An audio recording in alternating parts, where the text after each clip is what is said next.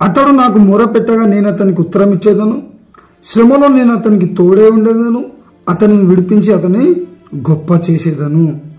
ఇలా నీకు ఎన్ని శ్రమలున్నా, ఎన్ని బాధలున్నా, ఎన్ని కష్టాలున్నా, నీ జీవితము ఎటు వెళ్తున్నా నీకు తెలియకపోయినా, నీ జీవితంలో అంధకారము కప్పుకొనున్నా, నీ జీవితంలో సంతోషం లేదా, నీ జీవితంలో సమాధానము లేదా, నీ కుటుంబంలో సమాధానము లేదా, అప్పుల పాలైపోయి ఉన్నావా, నా జీవితం ఎటు వెళ్తుంది అని చెప్పేసి నువ్వు తికమక అవుతున్నావా, నీ జీవితం నీకు అర్థమవుతలేదా? ఈరోజు దేవుడు అంటున్నాడు, అతడు నాకు మొరపెట్టగా, నువ్వు ఈరోజు దేవుణ్ణి మొరపెడితే నేను అతనికి ఉత్తరం ఇచ్చేదను. నువ్వు ఈరోజు దేవుని సన్నిధిలో వచ్చి విజ్ఞాపన చేసినట్లయితే, దేవుని సన్నిధిలో ప్రార్థన చేసినట్లయితే నేను నీకు ఉత్తరం ఇచ్చేదను అంటున్నాడు దేవుడు. ఈరోజు నువ్వు ప్రార్థన చేస్తే దేవుడు నీకు ఉత్తరం ఇస్తాడంటండి.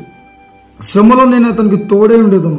నువ్వు ఎన్ని శ్రమల వెంబడి వెళ్తున్నా, ఎన్ని కష్టాల వెంబడి వెళ్తున్నా, ఈరోజు దేవుడు నీకు వాగ్దానం ఇస్తున్నాడు.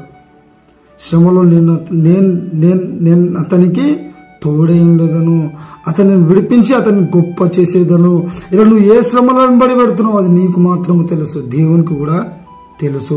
ఇలా నువ్వు దేవుని సన్నిధిలో మొరపెట్టుకున్నట్లయితే అతన్ని విడిపించి అతన్ని గొప్ప చేసేదను అంటున్నాడు దేవుడు. నువ్వు ఏ శ్రమల వెంబడి వెళ్తున్నావో ఈరోజు నీకు దేవుడు ఆ శ్రమల వెంబడి పోనీయాడు. నిన్ను విడిపిస్తా అంటున్నాడు దేవుడు.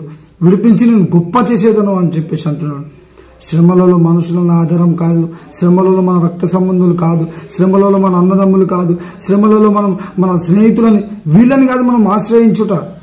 శ్రమలో నేను విడిపిస్తా అంటున్నాడు దేవుడు. నువ్వు యేసుప్రభు దగ్గరికి వస్తే యేసుప్రభు మాత్రమే నిన్ను విడిపించగలుగుతాడు. ఈరోజు దేవునికి వాగ్దానం ఇస్తున్నాడు. అతడు నాకు మొరపెట్టగా నేను అతనికి ఉత్తరం ఇచ్చేదను. ఇలా నువ్వు దేవుని సన్నిధిలో కూర్చొని ప్రార్థన చేస్తే నీకు ఉత్తరం ఇస్తాడంట. శ్రమలో నేను అతనికి తోడే ఉండదను అంటున్నాడు. నీ ప్రతి శ్రమలో ఆయన నీకు తోడు ఉంటాడంట. అతన్ని విడిపించి అతన్ని గొప్ప చేసేదను అంటున్నాడు. ఇలా నువ్వు శ్రమలో దేవుణ్ణి మొరపెట్టుకున్నట్లయితే నిన్ను విడిపించి నిన్ను గొప్ప చేసేదను అంటున్నాడు.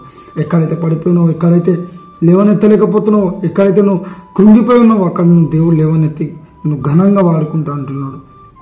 దేవుని దగ్గరికి రా, దేవుని దేవుడు అంటున్నాడు. దేవుడు ఏం కోరుకుంటాడు? దేవుడు కేవలం నిన్ను ప్రార్థన చేయమంటున్నాడు. ప్రార్థన చేయి, నిన్ను గొప్పగా చేసేదని అంటున్నాడు దేవుడు.